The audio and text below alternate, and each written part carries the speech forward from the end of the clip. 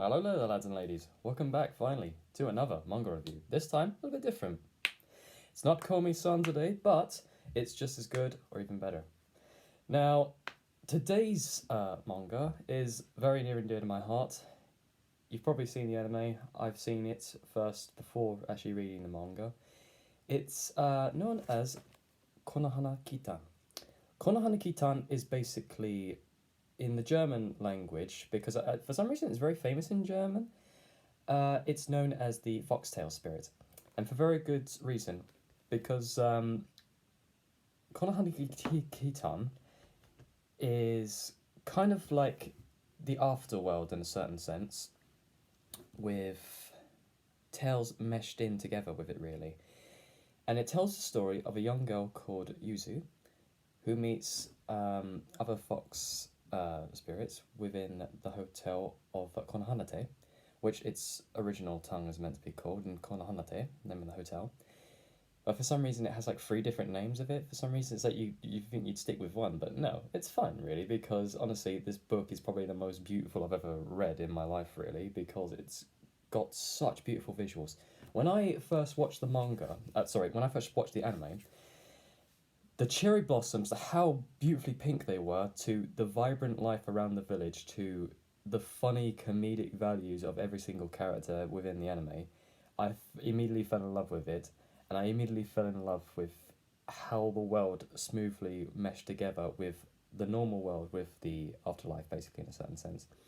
And this is a book that all can read if you're a very stout Shintoist, Buddhist, Hinduist, Christian, Catholic, so on and so forth, or even atheist, doesn't really matter really. It's just something to look at, to appreciate when, you start to think to yourself, maybe there's like something to the other life, maybe there is something waiting for us, or it could be a lesson for us to live the best life we can now, so then we have no regrets when our life passes in the afterworld. But who can know until that day comes when we finally pass? And if you've noticed, I have a little fox shirt on. This one, it's I can't find any merchandise with Konohana Kitan, unfortunately, because it's very centralized around Japan, really, unless if I ship some of it out. But yeah, with mine, I think it's based on that one fox girl from what is it, League of Legends? It's what's her name, as Iri? I might be saying it wrong, Iri or something like that, but yeah. It's based on her. I thought I'd wear it for the special occasion, really. But anyway, the story of Konohana Kitan, very gorgeous visuals. It's even better just as good in the manga as it is in the anime. I mean, it's not as colourful and not as fluid, but it's still got some lovely visuals. I'm not just talking about the 5 gorgeous fox girls in it, really. I'm talking about the characters that are meshed in. They're not technically human. Humans are only meant for the modern world, basically. Although you do get 1 or 2 humans within this book, basically. So the story goes is that a young girl called Yuzu basically is raised by a young monastery woman. She's brought to Konohana Kitan, or Konohanate, I should be calling it. And from there on, she works as a maid or a servant, or basically a housekeeper for Konohanate. Her daily rituals are normally helping people along the way whenever they come into Konohanate, resting, just cleaning the hotel, so on and so forth.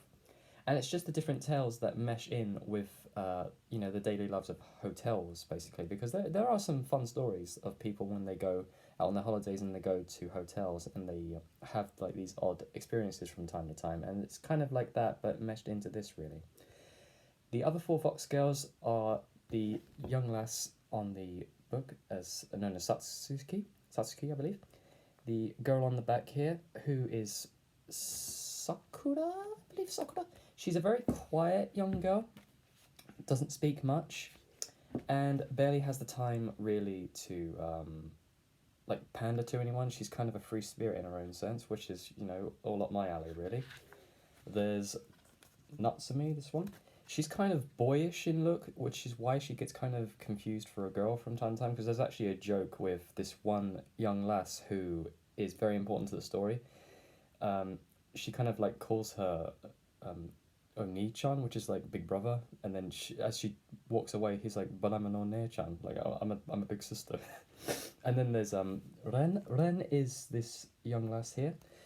She's basically the Yori lover, I would like to say, for Natsumi. Although she's kind of standoffish towards Natsumi half the time, even though she truly loves and respects her, she kind of has a hard time showing it. And Satsuki is sort of the same, but Satsuki has a reason for being like that. Due to her sister being a shrine maiden, Satsuki didn't like want to bring shame upon the family by saying that, since my sister is good at being a shrine maiden, why should I bother to be a shrine maiden, even though deep down she wanted to be. So that's what kind of where the tsundere nature comes from with her. She's got a very lovely, sweet heart when she wants to show it, but most of the time she's very, like I couldn't give a damn. She works constantly, so she gives herself something to do. And the thing with Satsuki is that she's very like it's amazing how her character can change. Like there's this scene where she's in the bath with the young girl, cleaning her up after she's wet herself, unfortunately, and she's just laughing because Yuzu's fallen in the water. She's just laughing at her, but it's just there's a point where Yuzu basically says, oh, I don't want to call her out on her like having a beautiful smile, because if I did, she'd probably never smile again. Oh, and the fifth and last one, the fifth fox that we know of, which is pretty a very important character, is Kitty. Kitty is the main reason why I named my horse Kitty from Red Dead Redemption, because I couldn't think of any other good name. And people say to me like, why do you call a male horse a female? The horse you rode was male, and I know that, but like that one horse reminded me of a horse that I used to know back in Plumpton College when I used to work on the farm. She was a gorgeous horse. She was a Shire horse. She was called Margot, gorgeous horse. And I didn't wanted to bother changing the horse and all that, because the horse looked like Margot, but I liked the name Kiri. It was just confusing, really. But anyway, yes, Kitty is this young lass here. She's blonde, very I'd say boisterous, but she's very carefree as well. She's very, as you would say, foxy. It gets like thrown around there, like the gag. Like her being like very intelligent for her age. Although she's probably not as old as Satsuki. I don't know. I think Satsuki is about. She's probably younger than Kiri, but only by a little bit. But anyway, I will be telling you about maybe one or two tales, but I won't be telling you all of them. Otherwise, that'll be just giving it away. I will definitely tell you my favorite tale before the first one. My favorite tale is of this young boy called Kaito. Kaito is a young boy that comes in and out of the universe that they're in, basically the dimension or the God's realm.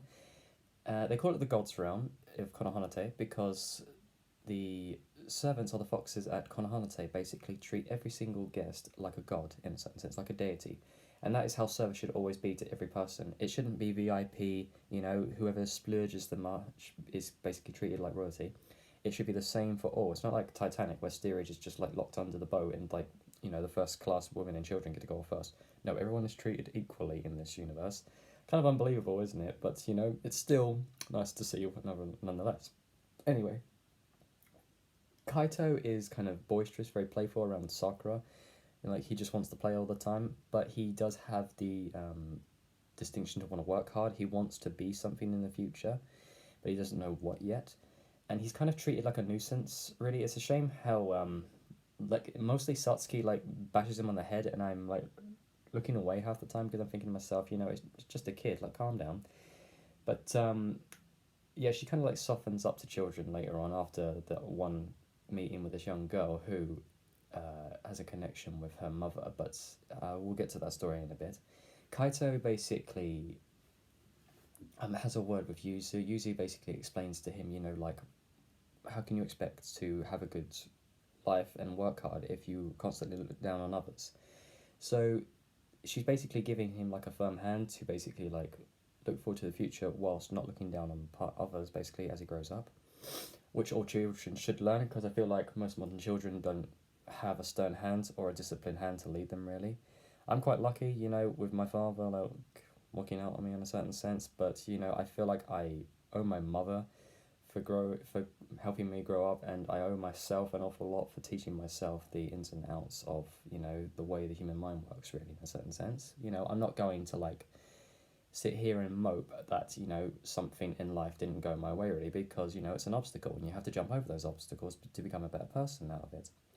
Anywho, with Kaito, he then meets this young man. I can't remember his name, unfortunately, you'll have to forgive me. But he's a very old, I wouldn't say he's old, like maybe 60, 70 something odd. He's very set in his own ways. He smokes an awful lot. He's trying to stay within this realm, basically, because he's had an accident. He's had a car accident, and he's in a coma. And he's kind of thinking to himself, is this Eden? Am I here for a reason? So on and so forth. He's had a hard time struggling with his daughter, basically moving out of the house, moving on with her life, being in love with this young man. She's just living her life. Technically, she is not his real daughter. She's a stepdaughter, so he's had to fight for her affection.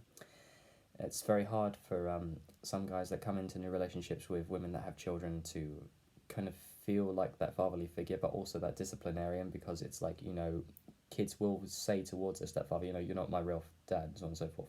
It's hard to get over that, but, you know, I feel like children should definitely appreciate, you know, a young gentleman or a young woman that comes into the family to try and, you know, befriend the child, because, you know, it's not like you're putting up with the child, it's like they're a part of your family, you know, and the stepmother or father should be that, basically. They should be another extension of your family. So Kaito has a word with this young gent, and he basically tells him, you know, that you can be good at what you do if you work hard, if you really go for what you want to do, because then only you can stand on your feet and say that, you know, you can basically be the best you can be because of your determination and your spirit, basically. And it's a really lovely scene in the book where he comes back a little bit older. I think maybe he wrote around 18, 20, something like that. And there was a height difference between Yuzu and him, because Yuzu was quite small. So Yuzu was probably just maybe an inch or so bigger than Sakura.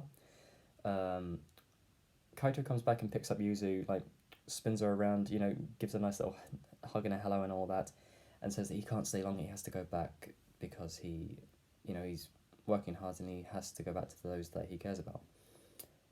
And then the old gent leaves at the same time. The interesting thing about that, sorry, my neck just cracked, I didn't mean to do that. Normally it's not allowed, it's normally not as loud as that, sorry about that. So the old gent wakes up, he's been in a coma for a certain amount of time, he's got a loving wife waiting for him, and he's gone blind, unfortunately, or nearsighted from, you know, being in the coma for so long, where, you know, how it is with the brain, like, pushes on your orbitals, it causes blindness from time to time. Well, I wouldn't say from time to time, it's indefinite, basically. So he's had to go and get a guide dog, and the interesting thing there is that the guide dog is Kaito. Kaito is the guide dog. And you can see throughout his story as, like, he's explaining it, like, I didn't explain this first, so you might not understand it. He had a family, he had a mother and a father, but to him, it was a mother and father, but to you and me, it was basically... Guide dogs go through a situation where they have a home where they train and teach the dog how to, like, stay with the owner at all times, you know, like, to ignore other people's, like, you know, treats and stuff when they go up to the dog to, like, give it a cuddle and so on and so forth, you know, because that's what it is with guide dogs. You have to, like, stay away from them so they can do their job to lead the blind person to here and fro and back home and so on and so forth. And there's, like, a touching scene where he doesn't want to leave, like, because he's grown that attachment to the woman and the man, but the man and the woman have also grown attachment to him, because that's how human emotions are and animal emotions are, you know, we grow for each other, and it's just lovely to see that. And then he goes to this other place with other pups that are also trained to be guide dogs. They didn't make it, unfortunately, but he did, because he showed his determination and effort to pull through with it. And then you see the gent with Kaito basically walking around town. Well, he's not really walking around town. They're just about to get ready to go out. And he, like, pats his head and then says, like, you're like one of the family, basically. And that really struck me because of Deefa, really. Because Deefa was a police dog. He came to us after the owners had, like, splitting up. They'd had a hard emotional time, so they needed like Diva to go to a good home, and we had him. And I feel like, you know, even though Diva failed in his duties, I feel like that he gave my life purpose. He gives my life purpose. So in that he's already succeeded in his duties as a dog, basically. That's why I love Euphoria Boy. Anywho, sorry. I'll do another story. There are smaller stories in this. I can't go through them all because otherwise I'm ruining the book for you. But I'll do the other major one. The other major one is that when I was explaining about the little girl that's like peed on Satsuki when she picked her up, they're in the bath together, they clean her up, and then she runs away. Each time they see this little girl, she gets older and older.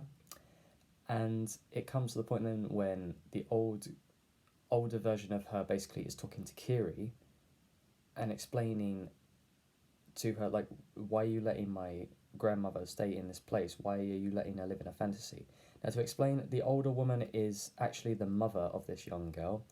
And there's a thing in Japan which is very touching and very lovely, where in times when children don't make it past 7 years old, they are treated as children of the gods, and so forth are blessed until that point when they're 7, so that they can live their mortal lives as children, because of the unfortunate possibility that some children didn't make it past the age of 7. This was probably during war times when food rations and so on was like very low, or even in mythological times when, you know, times were tough. Sorry, I'm a bit sick. Times are tough, basically. So the mother basically weaves a kimono every single day, a little bit longer. That's basically how the young child is growing up faster and faster, because she's kind of living in that dream fantasy of, you know, her child basically being able to grow up and get married.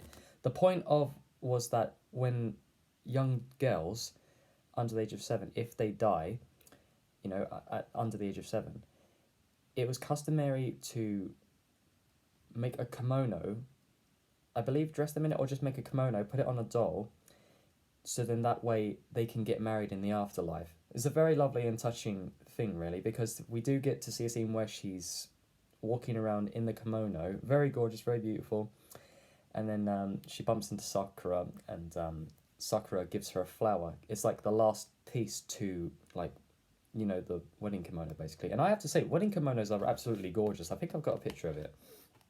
They kind of have like a hood over the traditional kimono, or it might be a yukata, I'm not so particularly sure, but it's very lovely how they draw it, basically, because this is the hood, basically, that goes over it. This is kind of meant to be the veil of protection, I think. I'm not so certain. This is the flower that Sakura gives her. I believe it's a daisy. I think that's a daisy. I'm not so sure. Yeah, I believe it's a daisy. This is technically what it's meant to look like in general. It has like this little brush on the side of it. It's probably not a brush. I'm not too like certain about it, but the flower that she's given her is there. So I think each flower has a different meaning for the wedding dress, basically. I believe the daisy has something to do with like longevity, or like a long peaceful life, or something like that, which is very poignant for this scene, basically, because of her technically, you know, being dead, and the older lady is living the fantasy that her daughter, you know, gets to be married. And then there's this lovely scene, which I think I had as my profile background for the longest time when I was on the PS4. It was with Yuzu coming into the room for tea and seeing Kiri looking out at the sunset. That was basically the picture.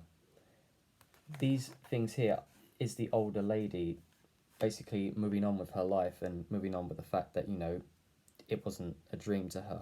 If it felt real, then it was real, basically, that her daughter got to grow up to be older and got to be married, basically. So yeah, it's a very lovely and touching story. And there's a funny story with with a turtle for some reason, like where Yuzu saves a turtle, and they make jokes about trying to eat him and stuff like that, and he kind of offers them the opportunity to go to the castle of Ryugu. Ryugu, I believe, was an old tale of a fisherman that saved a turtle, and in turn he brought him to this magical like place under the sea. Technically, Atlantica to you and me and every other Western society person. But yeah, Castle Ryugu is an Asian told story, and he basically married the princess of the king of the Castle Ryugu. It's a very nice, touching story. It's very not too far away from what we usually see in most modern day classics, really. But I like to hear tales and stories from other cultures because it's vastly different, but also vastly similar to the stories that we hear in most European, like told stories, like in the Grimm's Brothers tales and so on and so forth. Although I will say that the Grimm's Brothers stories are a little bit darker. Although I can't say they're as dark as Hans Christian Andersen's version of The Little Mermaid, because that was very heartbreaking for the poor girl. But yeah, that is Konohana Kitan. I hope you all enjoyed very much with this manga. Don't worry, I've got a second volume coming in, and I will cover that because it goes over other certain stories about, stars, dead people, dolls, other types of mythological stories, and I'm sure that you all love mythological stories, and so do I. Especially Japanese. Some Japanese told stories are fantastic and gorgeous. And I have to thank the writers for Konohana Kitan because it kind of like takes, that modern-esque like life in a hotel and meshes it with the mythology and the stories of Japanese culture, basically. It's absolutely gorgeous. Yeah, the writer of this story was Sakuya Amano. Very good writer indeed. Alright, well, and with that, lads and ladies, I thank you all ever so much for watching another one of my manga reviews. And as usual, take care and have a lovely, beautiful, fantastic day. Bye, guys.